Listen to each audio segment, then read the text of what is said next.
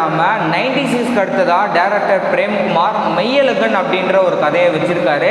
அந்த கதையை படித்த கார்த்திக் வந்து பிடிச்சி போய் நம்ம படம் பண்ணலாம் அப்படின்னு சொல்லியிருக்காரு. அப்படி உருவான படம் தான் மெய்யழகன்.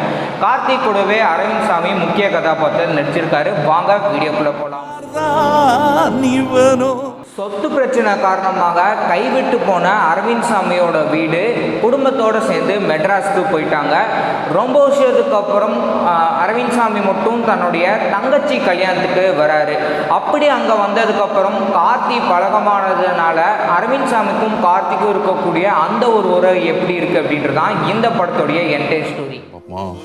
பாப்போமா 96 படத்தை நீங்கள் ரசித்து பார்த்தீங்க அப்படின்னா இந்த படத்தையும் நீங்கள் போய் பார்க்கும்போது உங்களுக்கு வந்து நல்ல ஒரு இன்ட்ரெஸ்ட்டாக வந்து கொடுத்துருப்பாங்க.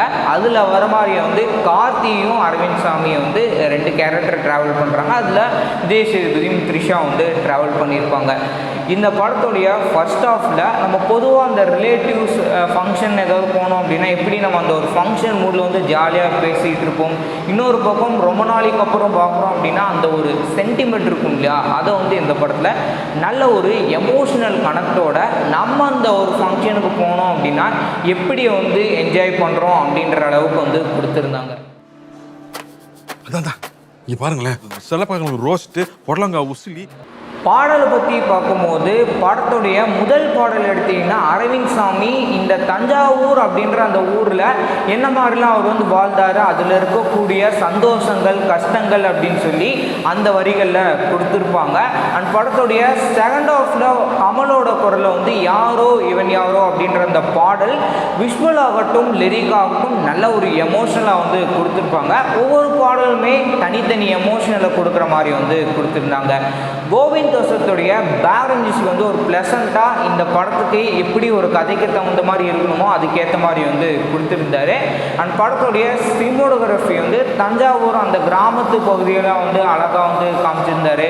அதே மாதிரியும் அவங்க அந்த குளத்தில் வந்து ட்ரிங்க்ஸ் அடிக்கிற மாதிரியான காட்சி இருக்கும். அது எல்லாமே வந்து ரொம்ப சூப்பராக வந்து சினிமோட்டோகிராஃபி அப்படின்ற ஆஸ்பெக்டில் கொடுத்துருந்தாங்க. அந்த ஊர் வீடு இதெல்லாம் எவ்வளோ பிடிக்கும்னு எனக்கு தெரியும். கார்த்தி அத்தான்னு அரவிந்த் சாமியை கூப்பிட்டு தொணன்னு பேசிகிட்டு இருக்கிறது அரவிந்த் சாமிக்கு பிடிக்காத மாதிரி இருக்கும். அதனாலேயே அதை வந்து நல்ல ஒரு ஃபன்னியாக வந்து கொண்டுட்டு போயிருந்தாங்க. இந்த படத்துடைய நெகட்டிவ் செகண்ட் ஹாஃபில் ட்ரிங்க்ஸ் அடிக்கிற மாதிரியான காட்சி வந்து அதிகமாக கொடுத்துருந்தாங்க. அதை வந்து இன்னும் கொஞ்சம் கம்மி பண்ணியிருந்தாங்க அப்படின்னா இன்னுமே படம் வந்து கிறிஸ்பியாக கொண்டுட்டு போயிருப்பாங்க. Very happy. நீ ஹாப்பி? மொத்தத்தில் இந்த டைட்டிலுக்கு ஏற்ற மாதிரியே அழகான காட்சியோட நல்ல ஒரு உறவை வந்து கொடுத்துருந்தாங்க. இந்த படத்துடைய செகண்ட் ஹாஃப் வந்து பொறுமையாக உட்காந்து பார்க்குற மாதிரி இருக்கும். மற்றபடி இந்த படம் வந்து பார்க்குறதுக்கு சூப்பராக இருந்தது.